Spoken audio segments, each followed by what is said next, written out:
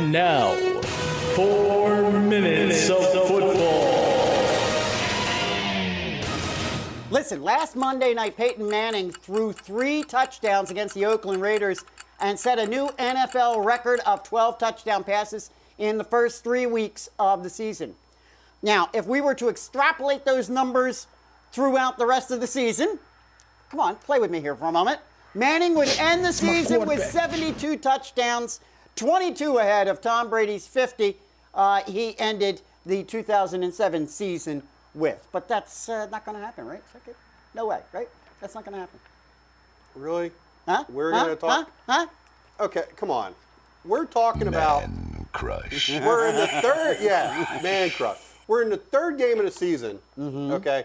And we're talking about NFL records for the most touchdowns in the first 3 games. Look, he's been pretty proficient. And then next week we're going to talk about, the most touchdowns in the first 4 games. Well, there you go. Why not? Really? Why not? Look, he's currently number 1 in yards, number 1 in QB rating, number 1 in... Fine. Good luck, show boy. Is anybody going to beat this guy? I don't think so. Wait. Didn't you post an article about Manning? Okay. And about fantasy and Manning? No, I posted an article. I posted an article about things you're not supposed to do in sports. Okay, enough of Manning. That's what I posted on. All right, listen. Move on. What a difference a year makes. Currently, right now, we have 7 3-0 teams in the entire league. 4 in the AFC and 3 are in the NFC. I think you'd have to put the Dolphins, Chiefs, and the Bears probably in the mix for the most surprising, wouldn't you? Huh? Yeah. Most surprising of those, all right? As far as 3-0 teams. Last year at this time, we only had 3 3-0 teams. The Texans, who right now are 2-1, Falcons, who are 1-2, and the Cardinals, who are currently 1-2, all right? But one of these teams that's a 3-0 this year was an 0-3 from last year. Well, and we're going to talk about that right now because I'm going to flip it. Let's flip it right now and take a look at... We currently right now have 6 0-3 teams, all right? Now, that seems like a lot to me. It seems like a lot to me to have 7 3-0 and 6 0-3s.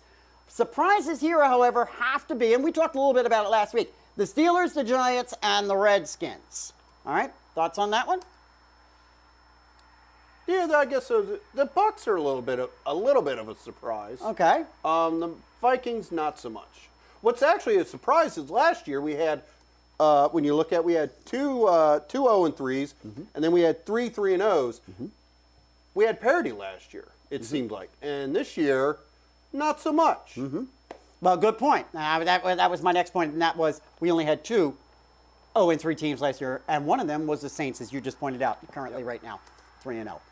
All right, real quick, last thing. Right on time, right on track. It seems every year at this time we got to have this conversation and debate about adding 2 additional games to the schedule for a total of 18 games. All right? Now, to address the injury concern of further extending the season, one of the suggestions that has been put forth has been that players could only participate in 16 of the 18 games. What are your thoughts on that? There seems to be no sign of intelligent life anywhere.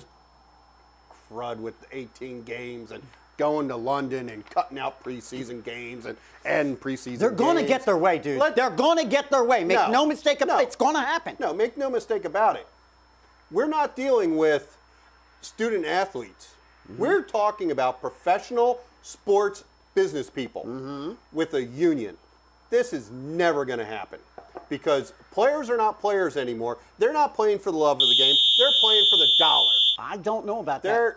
They're business people. It keeps coming up. If it was going to get squashed, it would be dead by now. This thing keeps coming up. I frankly think you're going to see some sort of a metamorphosis of this kind of a scheme happening. It's going to happen, my friends. This Watch. only keeps coming up because Goodell's an idiot. Okay.